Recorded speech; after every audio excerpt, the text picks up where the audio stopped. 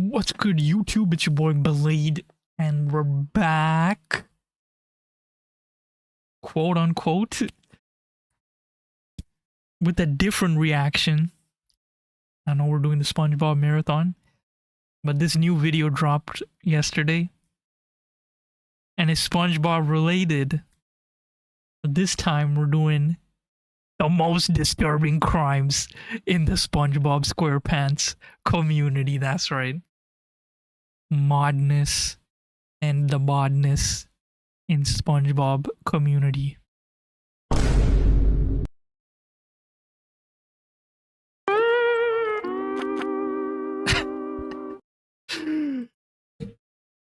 So yeah, without further ado, make sure to subscribe. You guys slow down on the subscribers. I'm not gonna lie. We were going like this every day, and now we're like,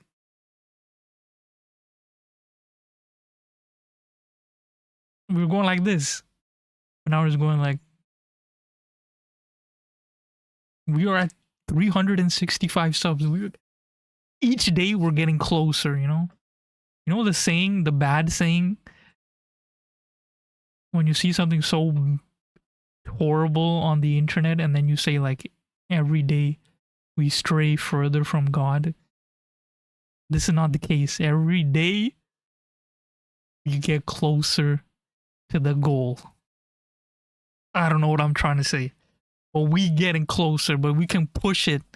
Like I said, there's 99%, 98% of you not subscribed every time you watch my video. Hit that sub real quick. We get to 400. I do the live stream, and we all have a jolly good show. You know what I'm saying? We can hang out, have a nice stream, maybe play some community games. Join the Discord. It's always in the link in the description of every single video I ever made in my life. Join the Discord. Let me know how you feeling about the videos. If you have any suggestions, have any game suggestions, I will stream. If we hit like 50 people in my Discord, boom, I'll stream almost every day. If I can build a tight-knit community, we gonna be streaming way more often. And that'll make me so happy. And I'll make you guys happy from watching my videos. Anyways, I'm talking too long, so almost 3 minutes into the recording, we're gonna start the video. Like and subscribe. You already know the deal. Let's get right into it. These are some of the most disturbing crimes that happen in the Spongebob community, and as the video goes on, each case will get significantly worse. On August, The Spongebob sticker band drug bust? What the hell does that even... Sticker band drug bust. 16, 2019, the Fall River Police Department in Massachusetts responded to a call that came from the second floor of an apartment building on Peckham Street. The caller said just one thing, that someone was trying to hurt her. The officer arrived at the apartment and found the victim, who they later identified as Zachary Silva, with a laceration and a lump on top of his forehead. Now they tried to call emergency medical services, but Zachary actually declined. Did he say he has a lamp on his forehead? On top of his forehead. Later identified as Zachary Silva, with a laceration and a lump on top of his forehead. Now they tried to call emergency. Okay, is there like closed captions? I have to make sure I heard that right. English. Armin later identified Silva, with a laceration and a with a laceration lump on and a lump. It sounds like he's saying lamp. I'm like, what? top of his forehead. Now they tried to call emergency medical services, but Zachary actually declined. He started explaining what happened that night. Never mind. I was gonna keep it on. I'm talking too much. Because I'm freaking blocking the caption. Can I move the cap? Oh, you can. Okay. Hold on. Okay. I'm cooking. Okay. Move it like that. Perfect. Okay. Call emergency medical services, but Zachary actually declined. He started explaining what happened that night, saying that right before everything went down, someone knocked on his door. When he opened it, two Puerto Rican guys jumped him. hitting him in the head and stealing his diamond-faced gold Bulova watch. However, at some point during the interaction with Zachary, the officers noticed that something was out of place in the house. They found pressure cookers, pill presses, a vacuum pump, a vacuum chamber, a container with white powder, and a container with gray powder, all of which are typically used to cook illicit substances. And Zachary in turn became aggressive after realizing what the officers had seen. Now the police then got a search warrant for the apartment and returned on Saturday, August 17th in a joint operation with the Massachusetts State Police Hazardous Materials Unit. And upon getting there, the police knocked on the door, received a response, but no one opened, so they forced their way in. They found all the same drug-making gear, a .25 pistol and 1.9 pounds of MDMA, a popular party drug. Zachary was then immediately arrested. Now during the police interview, however, Zachary's story changed. He mentioned that on the night he called for help, he was in the room with his longtime friend, 22-year-old Luisito Cruz Dubois. At the time, someone knocked on the door. He peeped through the keyhole and saw a person wearing a hood. As he opened the door slightly, Zachary was then grabbed from behind by Luisito, while the hooded figure kicked it open. He was then struck in the head with a pistol and stabbed with a hypodermic So he got set up by his own friend. needle. He struggled and managed to pull off the hood, and saw that it was Luisito's brother, Terrell Cruz Dubois.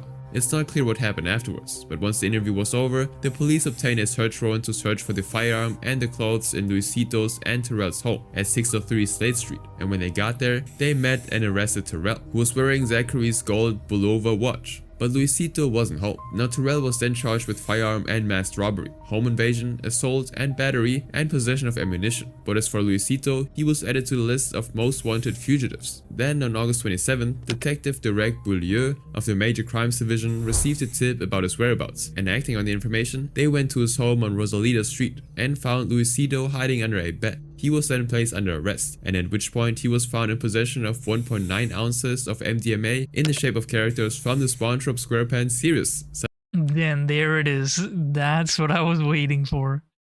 How does all of this relate to SpongeBob? He had pills shaped like SpongeBob SquarePants.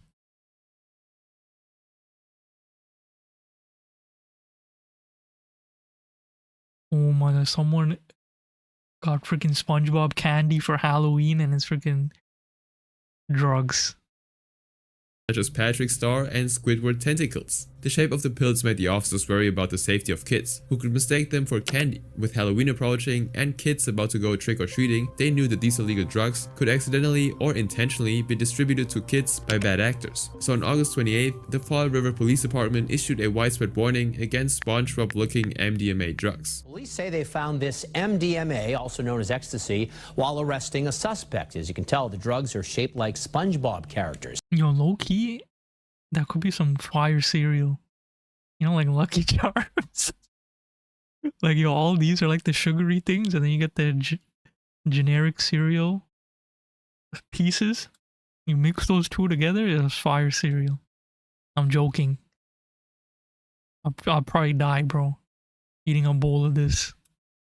Officers are asking parents and teachers to be on the lookout for these as school starts and to call police if they... Did they ever make SpongeBob cereal?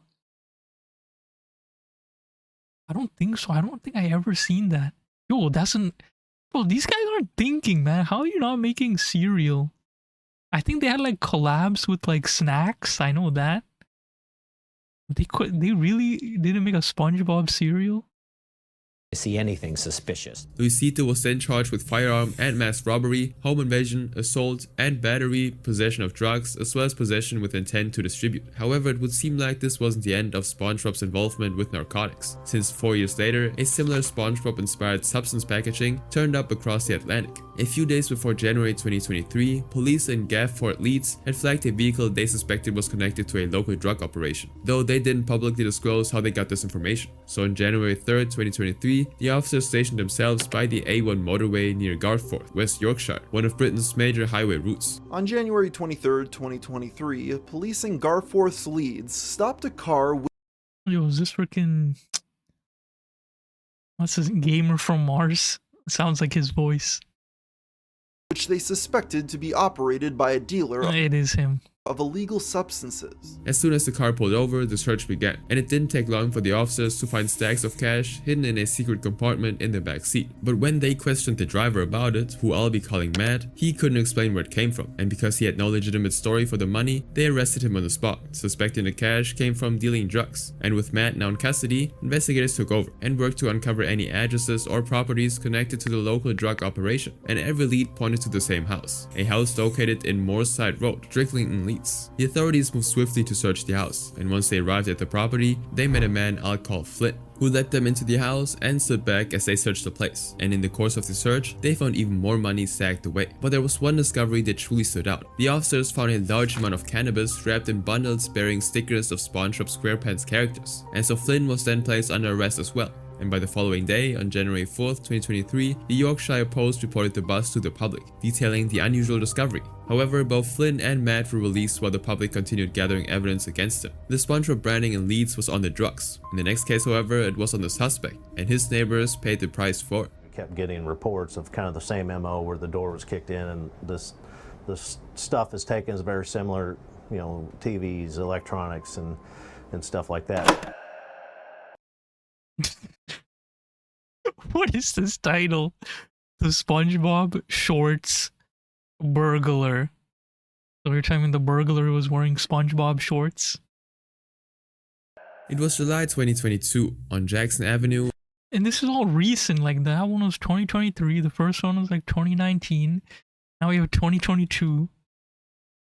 In Tulsa, Oklahoma, and residents of waterside apartments had just left their homes for work. What they didn't know was that someone had been watching their movements though, and by the time they got home, 5 of them found their front doors broken and their homes robbed. Many residents reported losing high-value items, including electronics such as televisions, iPads, and internet routers, as well as firearms, ammunition, and other valuables. They immediately reported the break-ins to the police, but while the investigation was still ongoing and officers were trying to determine who was behind the incidents, it happened again. Throughout August, 3 more burglaries occurred, all with the same pattern. We kept getting reports of kind of the same MO where the door was kicked in, and this stuff is taken is very similar, you know, TVs, electronics, and stuff like that. Now, due to these patterns, there was no doubt that these burglaries were all connected and done by the same person or group. However, what the burglar didn't know was that not everyone was away during the time these crimes were committed. Following the multiple incidents in August, at least 2 neighbors reported seeing the burglar run from the building immediately after the break-ins, describing him as wearing brightly colored Spongebob Squarepants shorts with matching socks. Then on September 13th, You're not the matching socks. 2022, the apartment complex faced yet another burglary, bringing the total to 5 in 2 months. At this point, the Spongebob burglar had become a household name in the apartment complex, but the authorities would soon get a major breakthrough in the search for the burglar. The same day, the police arrested Eva Lewis, a woman who also lived in the waterside apartment complex, for child endangerment and 1 count of concealing stolen property. Now, the stolen property was one of the items taken during the burglaries, raising the possibility that the burglar might also be a resident of the apartment. And so after these incidents, on September 14th, 2022, the Tulsa Police Department's burglary detectives decided to search through Facebook Marketplace for stolen items, specifically high-end TVs, iPads, and other items that matched the descriptions in the burglary reports. And they eventually discovered something interesting. An account was listing items that matched the serial numbers of stolen goods, and when they looked at the listing photos, something in the background caught their eye. A set of Spongebob shorts and socks, matching what the victims and other eyewitnesses described seeing the suspect wear during those burglaries. And the account that listed the products was named Smackman, which turned out to be Edward Price's Facebook username. Their neighbor, Edward Price, had a serious criminal history, having previously been arrested in connection with burglaries. However, he would often get away with his crimes, as during his trials, the victims never appeared in court to identify Edward or even testify, so the prosecutor would simply have no case against them and the charges would eventually be dropped. But it wasn't just a Facebook account that implicated Edward, as one of the victims would also provide the video footage showing the aftermath of one of the break-ins, where Edward could be seen with an accomplice. So once the police received this footage, they released it to the public to help identify the other men. And while all of that was going on, they also obtained a search warrant for Edward's apartment at the waterside complex. And 2 days after making the discovery on Facebook Marketplace, the Tulsa Police Department's detectives arrived at Edward's apartment and recovered items including multiple high-end televisions, cell phones, iPads, tablets, internet routers, firearms, live ammunition, and other electronic devices, all of which matched the valuables that residents of the waterside apartments reported as stolen. However, there was one thing left to connect Edward to all the multiple burglaries beyond a reasonable singled out: the Spongebob shorts and socks. As they searched the apartment, one of the officers heard the hum of a running dryer. They decided to check it out, and when they opened the dryer, they found the exact Spongebob Squarepants shorts and socks that the victims described, and that had been seen in the Facebook Marketplace photos. And so Edward Price was then This guy's the worst burglar ever.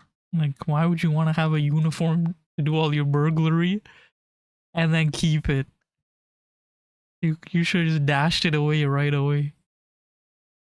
placed under arrest, taken into custody, and was then charged with 3 counts of second-degree burglary after a felony conviction, knowingly concealing stolen property and possession of firearms in the commission of a felony. And in the days that followed the arrest, most of the stolen items were successfully returned to the residents of their waterside apartments. Then on September 20th, 2022, the TPD announced Edward's arrest on their Facebook page with the caption, "FYI, the subject's apartment was not located in a pineapple under the sea," Bruh. Spongebob Squarepants' fictional home. The story immediately went viral on social media and several local and national news outlets, though until now there's no public record about Edward's or Eva's conviction. But while Edward was caught because of his cartoon printed outfit, the suspect in the next case actually has a real-life connection with SpongeBob. I'm done with my shift, Mr. Krabs, and let me just say, there will come a day when I will make something of my life, and I will never have to set foot in this grease trap again! The Squidward DUI. Roger Bumpass, the actor behind the Squidward Tentacles character, Okay, now we got the voice actors doing bad stuff, okay. in the show SpongeBob SquarePants, is regarded as one of the most established figures in the voice acting world, with hundreds of animation and television credits under his belt. His role as Squidward, a character he's played since 1999, was his most critically acclaimed. He has also voiced characters in popular shows like Tiny Toon Adventures, Batman the Animated Series, and Rugrats. However, his spotless reputation and impressive career were almost destroyed by a single incident. One evening on January 15, 2016, he decided to go for a drink in a bar in Burbank, California. It was supposed to be just another night out, but by around 11 PM, he realized that he'd had far more than enough for the night. So he got into his blue PT Cruiser and began driving home through a residential area of Burbank. Now soon after, the Burbank Police Department received a report of a vehicle that stopped in the middle of the roadway on the 400 block of South Fairview Street. The patrol officers in the area arrived on the scene between 10:45 and 10:55 to check it out, and upon their arrival, they found Roger's blue PT Cruiser right in the center of the street, with Roger outside his car, clearly drunk. Now when they reached him, he struggled to keep his balance and had to lean on his car for support. The officers then administered a field sobriety test, which Roger of course couldn't complete successfully. So he was arrested on suspicion of driving under the influence of alcohol and taken to the Burbank Police Department for booking later that night. Now upon getting to the station, the officers administered a breathalyzer test. In California, the legal limit is 0.08%, but Roger's blood alcohol concentration measured approximately 0.14%, nearly twice the limit. So the following day, he was formally booked into the Burbank City Jail on a misdemeanor DUI charge, and the bail was set at $15,000. Now on January 16, 2016, around 7:30 AM, Roger posted bond and was released from custody with a citation. However, he was due back in court the following month. Now nothing leaked for a few days, until January 19, 2016, when Squidward Tentacles busted for DUI.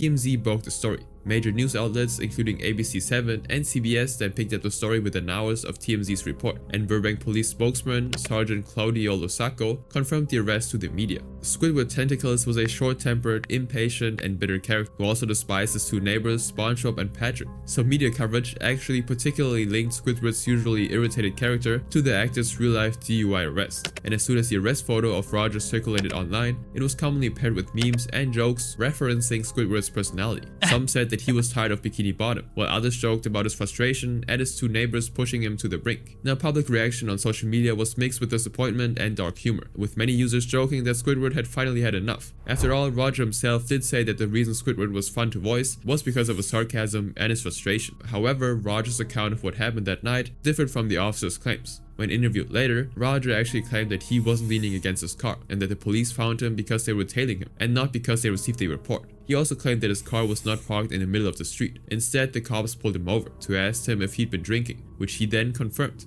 Now, following the public reports, TMZ contacted Nickelodeon representatives to ask whether Roger would be fired for his DUI arrest due to the morality clause in his contract. Like most entertainment contracts, a morality clause allows a network to fire someone if their behavior becomes a liability or is deemed immoral or unethical. So with his career hanging in the balance, Roger released a public statement on January 21st to address the situation. To all my dear friends, perhaps you've heard now, I was arrested on DUI charges recently. This is the lowest point in my entire life. No words can describe the remorse, grief, and shame that I'm going through. I don't know what Nickelodeon will do, but I'm prepared for this to be the end of my career. The way God does things is to give us freedom to go down bad paths, but if we don't change, He gives us over to the consequences of our actions. I firmly believe that this is the case here. Please pray for me and the outcome of my actions. I need God more than ever. I am so ashamed. Thank you for your kind words for me. And finally, on January 25th, 2016, TMZ released a report on Nickelodeon's highly anticipated decision, confirming that the company had no plans to terminate Roger's contract and that he would continue voicing Squidward.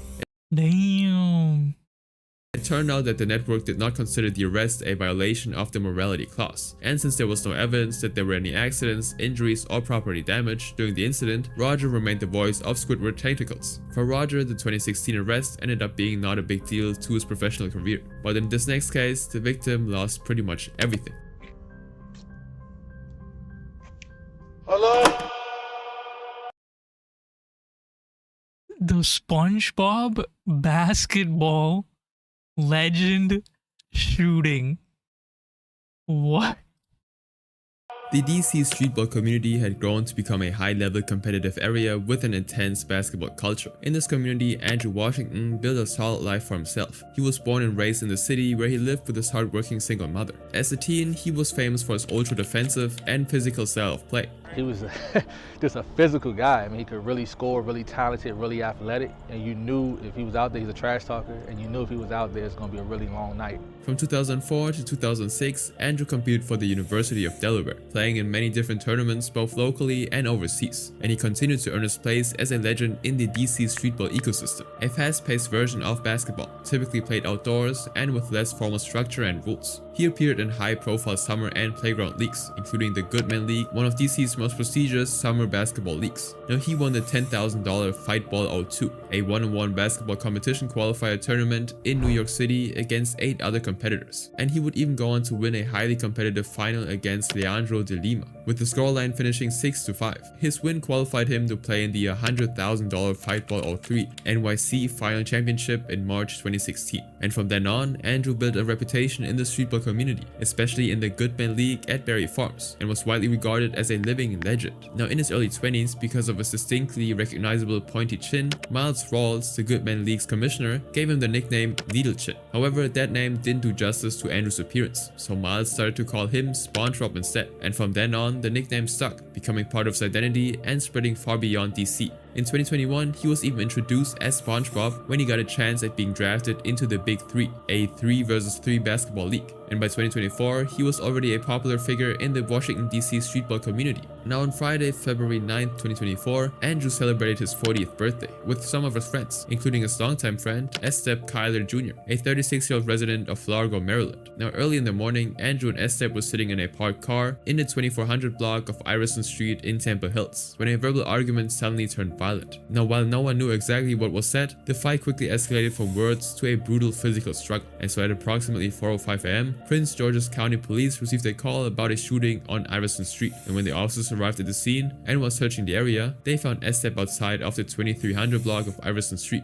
He was in pain, and upon close examination, he appeared to have been shot. And when officers asked what happened, he claimed that he'd only been in a fight with his friend in a parking lot. But when they checked the place, they found Andrew dead from multiple gunshot wounds. Estep was taken to the hospital to receive treatment for his wounds, and the police then began investigations. And those showed that Estep shot Andrew during the altercation, and the police believed that he then shot himself since his injuries were non-life-threatening. They also obtained footage of Estep with a swollen eye, knocking on a door and asking a man to help him and call the police.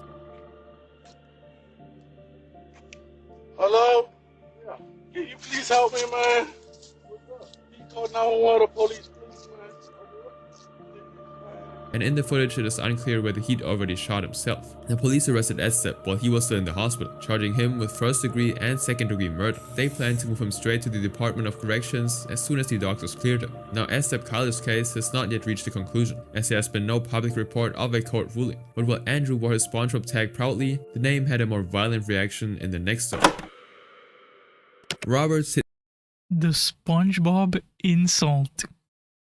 Lee was 39 years old, from Lewisburg, Pennsylvania, known among friends and acquaintances to have anger issues. Jamal Francis Britton, on the other hand, a 42-year-old from the Okay, so you're telling me this guy got... Someone said a SpongeBob joke related to him and he got offended and killed someone. That's what I'm guessing. same neighborhood, was one of those friends who knew about Robert's temperament. Now Robert and Jamal moved in the same social circles. Oh, so he rage baited him. He knew he was gonna get mad, so this guy said a SpongeBob diss towards him.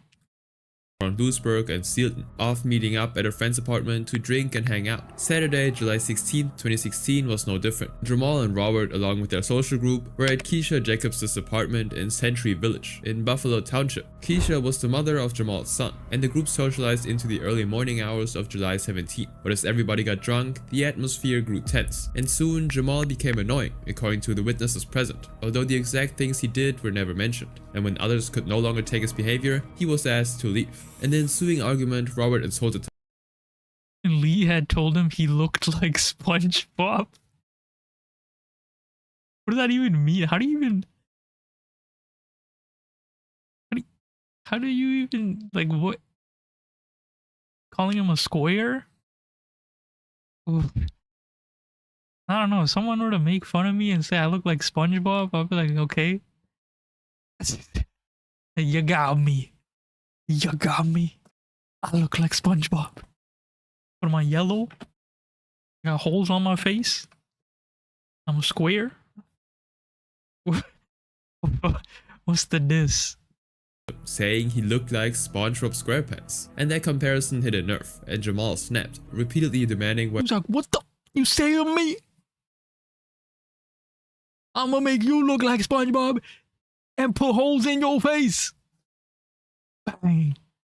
Robert had called him that, but Robert told him to leave him alone and continued to insult him, and this made Jamal exit the house angrily. Around 5 AM, Robert was smoking at the rear of the apartment complex when Jamal returned, now wearing a black hooded sweatshirt. He asked to speak with Keisha, who thought everybody had left, and told him to meet him outside, so as not to wake the baby. But unknown to her, Robert was also there. When Robert saw Jamal approaching with his hands in his pocket, his alarms were immediately triggered. He thought Jamal was armed with a firearm and with hostile intent had come to shoot him. Robert asked if he wanted to fight. Jamal set down the bag he was carrying, put his hands up and smiled, and Robert in turn took this as a yes. They engaged in another argument, but this quickly escalated into a physical confrontation, and at that moment, Robert pulled out a pocket knife and drove it into Jamal's left side, cutting through a major blood vessel. With his life hanging by a thread, Jamal looked at Robert and said, "You stabbed me." And Robert's response simply was, "So what? What are you going to do? Call the police?" Now standing a few feet away was Keisha, who saw everything. She turned and went back to the apartment, where she would then call 911 to report the incident, before Robert then walked in a few minutes later and said to Keisha, "You'd better go check on your boy. I just knocked him out." Robert walked out right after saying that and drove away from Century Village, stopping at the Susquehanna River in Northumberland to discard the knife. And while all of this was going on though, Jamal, who was severely wounded, someone got to his feet and walked away from the spot. But after reaching a nearby playground, he collapsed to the ground and stopped moving. Now the first responders would arrive just as Robert was driving away to find Jamal lying on the ground at the playground. One of the paramedics who noticed Robert's car leaving the crime scene took note of the license number, which she later provided to the police. Now Jamal was rushed to the Evangelical Community Hospital in Lewisburg, where the medical team, in an attempt to save his life, had to revive him twice. And after confirming that Jamal was stable enough for transport, they moved him to Geisinger Medical Center in Danville, where he was expected to receive more advanced treatment. However, Revived him twice? at 8:28 AM on the same day, despite the effort of the medical team at Danville, Jamal succumbed to his injuries and was pronounced dead at the Geisinger Medical Center. His cause of death was ruled as internal bleeding from the deep stab wound. Then, a few hours later, following Keisha's statement and the paramedics' provision of Robert's plate number, the This is why I don't like the hospital sometimes. The hospital's like objective is to like get you out of there so fast. Like you could do like a big surgery, like when you're young especially, you'd be like, oh, you can walk? Okay, discharge him. And it's like, damn bro, they do not let you chill. If you have like a major surgery,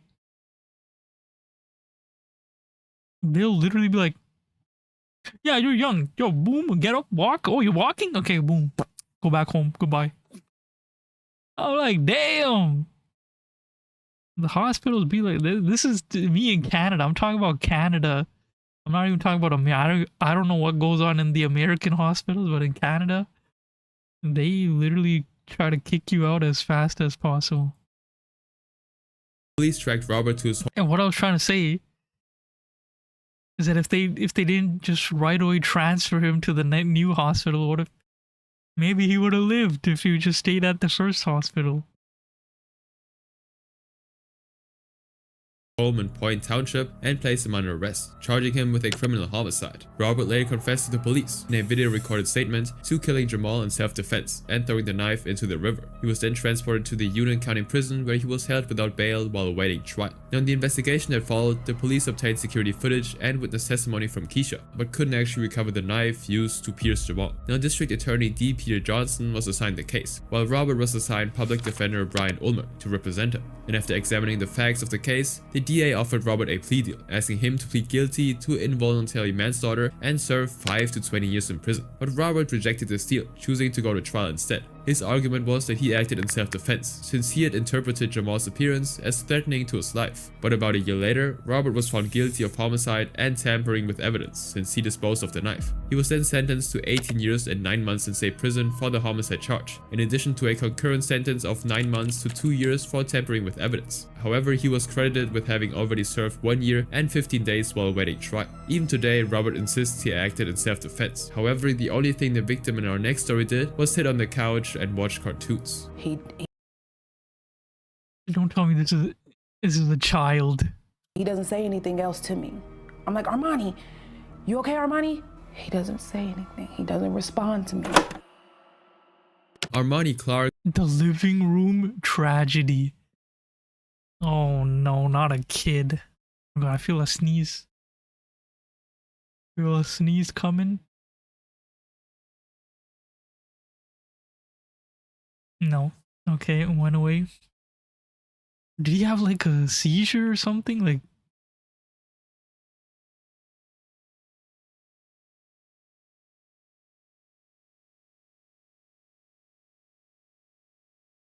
hold on. Okay.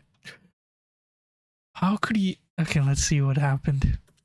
Had just moved to Las Vegas from Reno, Nevada after his mother, Justine Tate, accepted a new job there. Armani was highly athletic and dreamed of becoming a football star. At a young age, he was already his younger siblings' protector on the street, especially his younger brother. Armani and his family moved to an apartment at Town and Country Manor Apartments in southeast Las Vegas, but their lives would soon get entangled with that of a dangerous man named Eleazar Quintero. 41-year-old Eleazar was a career criminal who'd just been Look at that. Look at that big chungus, bro. No neck ass. No neck having ass.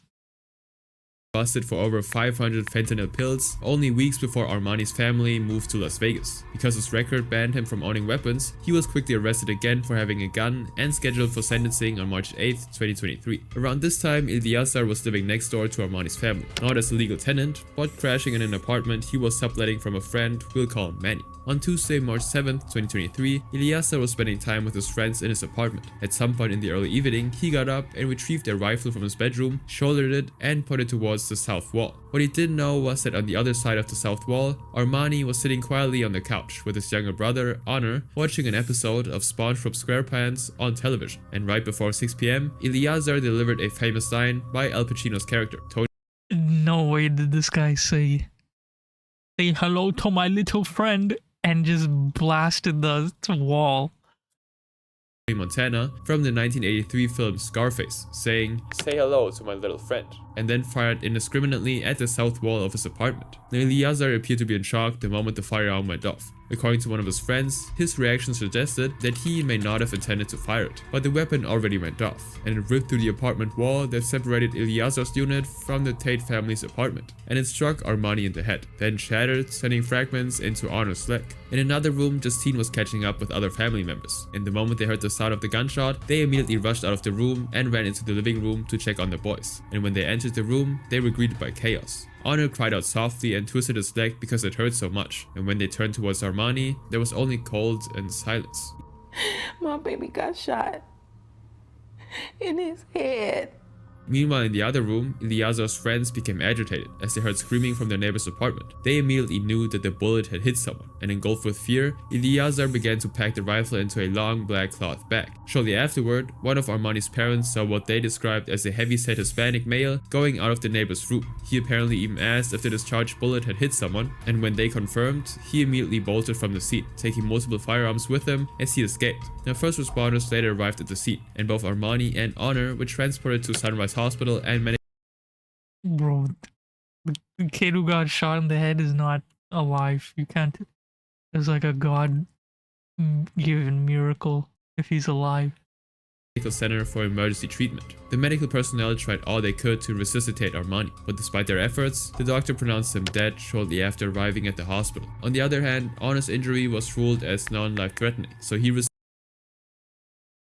gonna be traumatized for life. He's a little. Oh, is he the older brother? That is the most traumatized, one of the most traumatizing ways to see your own sibling die. I have no word. You're scarred for life. Like, you're actually scarred for life.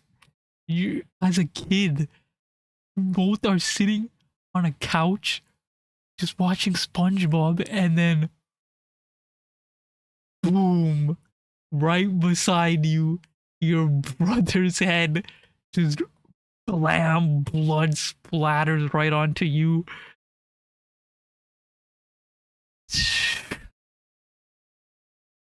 Received treatment for his leg. Now, around 30 minutes after the shooting, Eliazar made a frantic call to Manny, saying, "Something went down. Something bad went down at the apartment." He then called another friend saying, "I'm in trouble. I need a place to hide." So his friend agreed to come over, and not long afterward, Eliazar arrived at the apartment with multiple firearms. And when asked where all the guns came from, Eliazar told them that he tried to sell a firearm to someone inside his apartment and accidentally shot someone. And while Eliazar was still hiding, Las Vegas Metropolitan Police Department officers began their investigation, obtaining surveillance footage from the apartment complex that captured a man matching Eliazar's description getting into a car, then driving away from the complex. They also went into Justine's apartment, found a bullet hole in the wall, and conducted a welfare check on Eliazar's apartment, and also found a single corresponding bullet hole on the opposite side. And while searching through the apartment, they found Eliazar's debit card, confirming that he was there. Now, the following day, Eliazar failed to appear in court for scheduled sentencing, so the judge issued a warrant for his arrest, and soon after, the police managed to locate Eliazar and took him into custody for failing to appear in court. He received 2 to 5 years in prison for the previous drug and gun charges, and was taken to the Nevada Department of Corrections to serve his time, while the investigation for the shooting was still ongoing. Now, during the investigation, a GoFundMe fundraiser was set on March 8, 2023 to help cover the funeral expenses and to support Honor. On the GoFundMe page, Justine wrote, "Never in a million years would I think I'd have to bury my beautiful son. He was great, and if you knew my son, then you knew a smile would brighten up the darkest house. My children didn't deserve any of this." The target was set at $50,000, and within a few days of the GoFundMe page going live, almost $20,000 had already been raised. Then on Friday, March 10th, 2023, Justine spoke to Fox 5 Vegas about the tragedy. Visibly distressed, she described the horror of watching her son bleed out right in front of their TV, adding, "If I could have taken that bullet from them, I would have. I would rather them live without a mommy than to lose their life." And when asked about how Honor is coping with the situation and what he just experienced, she said, It's so traumatized. He doesn't want to leave the house. But that's what I'm saying. His brother is traumatized for life. That's gonna replay in his head for the rest of his life. yesterday when I went to clean his wounds, he immediately was like, "Mama, I want our money."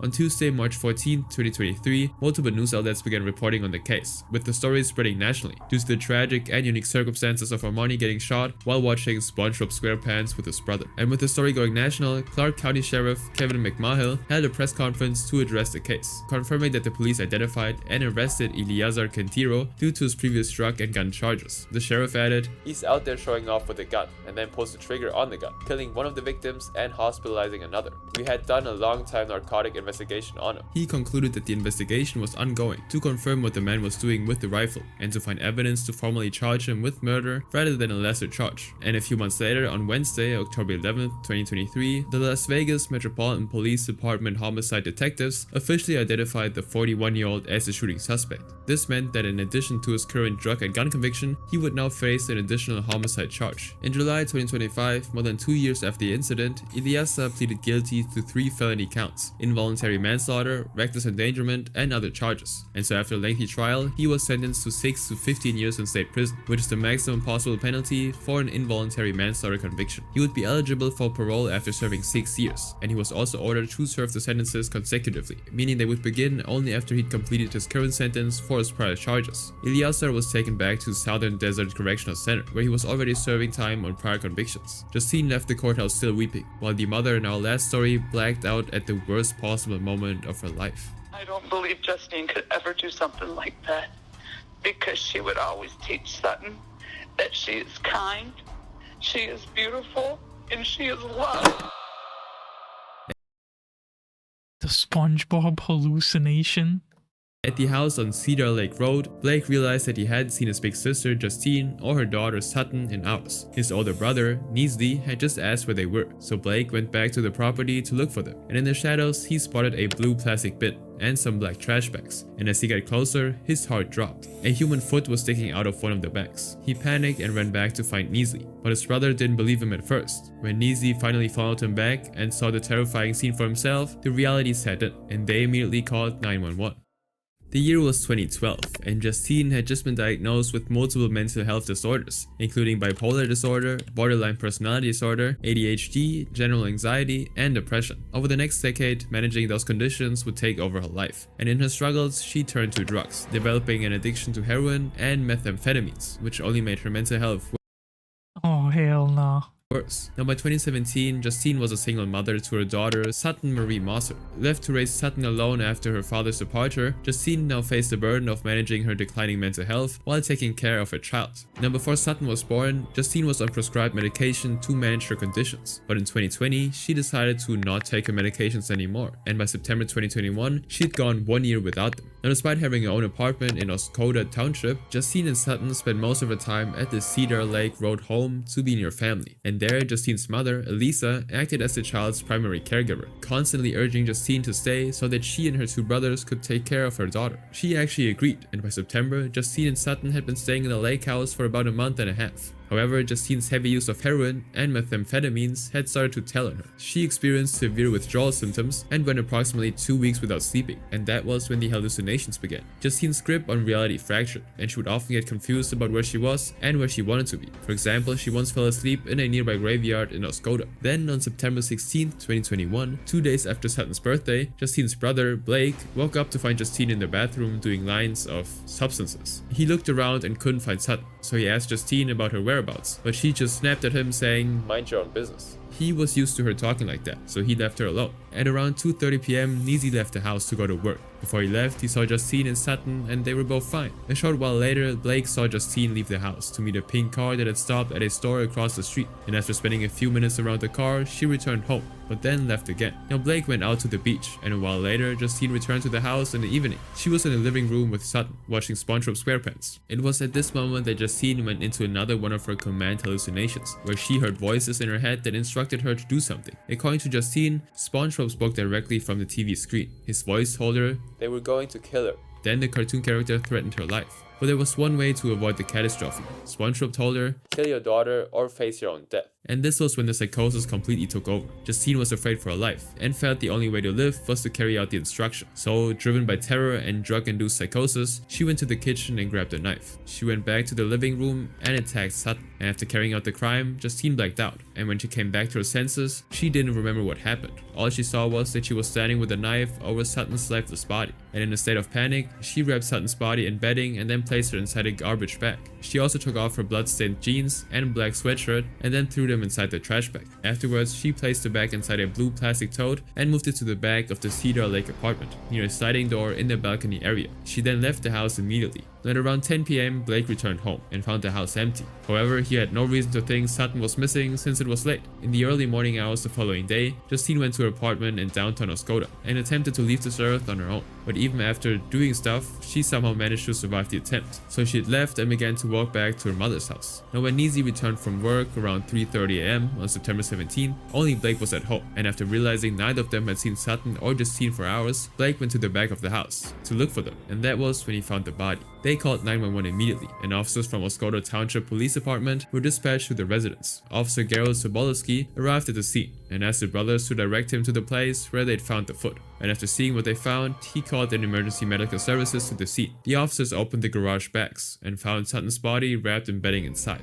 The Michigan State Police Forensics team arrived on the scene, and together with the Oscoda Township Police Department began processing it. Shane Hill and his team from the State Police Crime Lab took over the scene to look for evidence, and inside the trash bags, they found a pair of blood-stained jeans and a black sweatshirt. They also managed to pull 13 different fingerprints off their bags, and every single one of them was a match for Justine. And while the crime scene was being processed, the police began searching for Justine as well. And during their search, they collected security footage showing Justine near her house in Oscoda earlier that morning. And so officers were dispatched to Justine's house, but they actually didn't meet her there. About 4.5 hours later, at approximately 8:30 a.m, the police located her walking along railroad tracks near Vaughn Trail in Oscoda Township. And when the officers approached her, she was covered in blood and looked completely detached mentally. Even when they told her about her daughter's demise, she didn't react. Now the police detained her and took her to the Oscoda Township Police Department station for questioning, and during the initial questioning, she refused to answer any questions. Well, later on, after the crime scene investigation was complete and sufficient evidence had been gathered, the police obtained an arrest warrant, and so she was formally arrested and charged with 1 count of felony murder and 1 count of first-degree abuse. Both sentences carried the potential for life imprisonment. Now Justine was booked into county jail at 4:08 p.m. the same day. The officers notified Michigan Child Protective Services, which opened its own investigation into the case. Now speaking to the media, Martin Gajewski, the owner of a laundromat across the street from Justine's apartment and the person who provided the security footage that placed Justine's movements around her apartment, expressed his shock at what happened.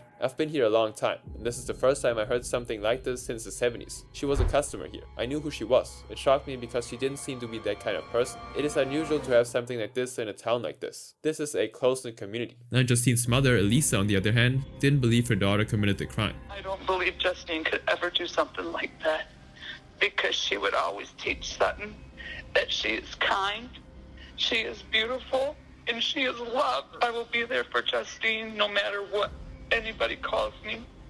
That is my child, and nobody understands that. But on Monday, September 20th, 2021, Justine appeared for her arraignment at the 81st District Court. Now she pleaded not guilty to first-degree felony murder and first-degree abuse, and was scheduled to appear before a judge for a probable cause hearing to determine whether her case should go to trial. On October 1st, 2021, Ryan concluded an interview with Justine, where she informed the CPS investigator about experiencing hallucinations during her withdrawal. She informed him that while watching TV, the Spongebob character instructed her to carry out the crime, or she would pay with her own life. She then told him that that was all she remembered, as she blacked out immediately afterwards. Then Justine would later plead guilty to all the charges, and by the time the trial was over, she was sentenced to life in prison without the possibility of parole on the first-degree felony charge. And for the first-degree abuse charge, she was sentenced to a maximum of 50 years in prison, with the 2 charges both running at the same time.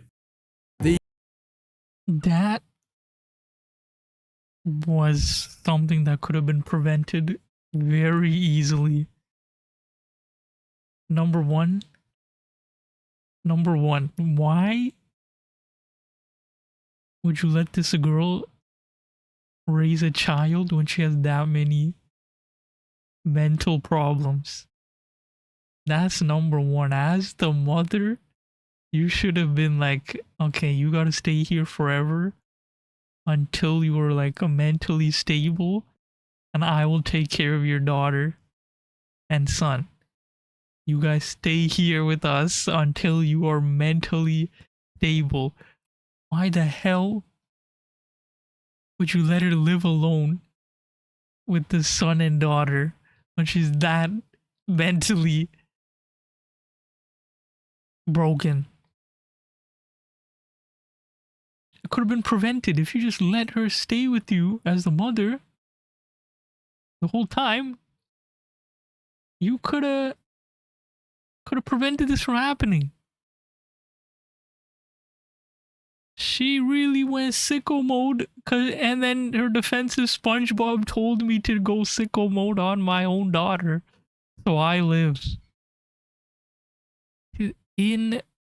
Insanity. She should have stayed with her mother the whole time and not have gone back. And this would have been prevented. The daughter would have been alive right now. Crazy. Crazy, crazy, crazy. Maybe Squidward's VA knew his character so much that it eventually reflected back into him.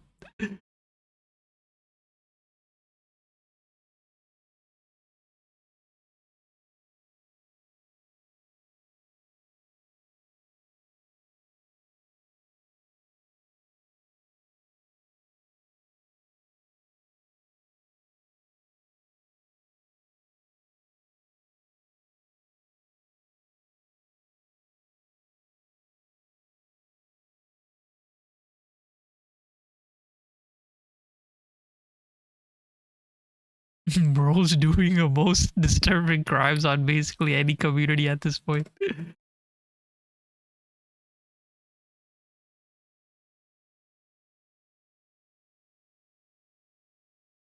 No community is safe, sure facts.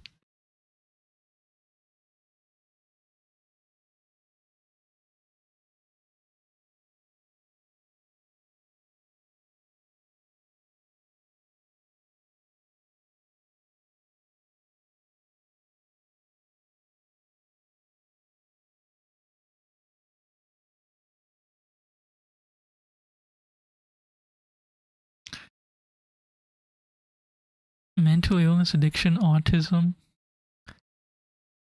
etc. is your excuse for violence. I can say this because I'm diagnosed with bipolar, major depression, panic disorder, panic attack, epilepsy, Asperger's, PTSD, 13 years sober now. I'm disabled from injuries, chronic pain because a drunk driver hit me going 50 while walking. Take meds, counseling, take substances, or do nothing. Billions of people go through worse and nerve hurt a fly. You can't control yourself. Why should the public risk their safety? People need to take accountability and responsibility to their choices.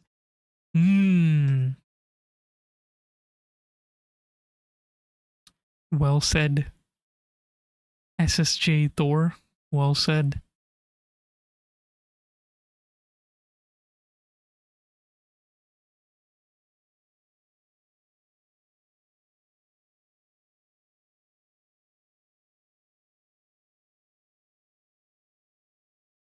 Okay, this guy's spamming. This guy's spamming comments. Yeah, that's the other problem. She went 1 year without taking the meds that she should have took, and then goes like 2 weeks without sleeping. And that you're cooked. At that point, you're actually cooked. I could never imagine, bro. I can't even handle. I think the highest I stayed awake was like more than 24 hours. And then even then I was like a zombie. And that happened like last year. And I recorded a video while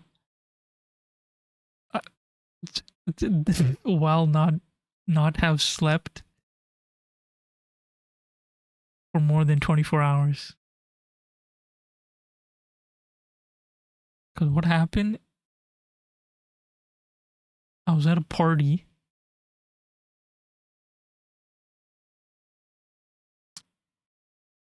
And then we stayed up the whole night. Then I had to go early back home to go to a funeral. And I had like barely any hours of sleep.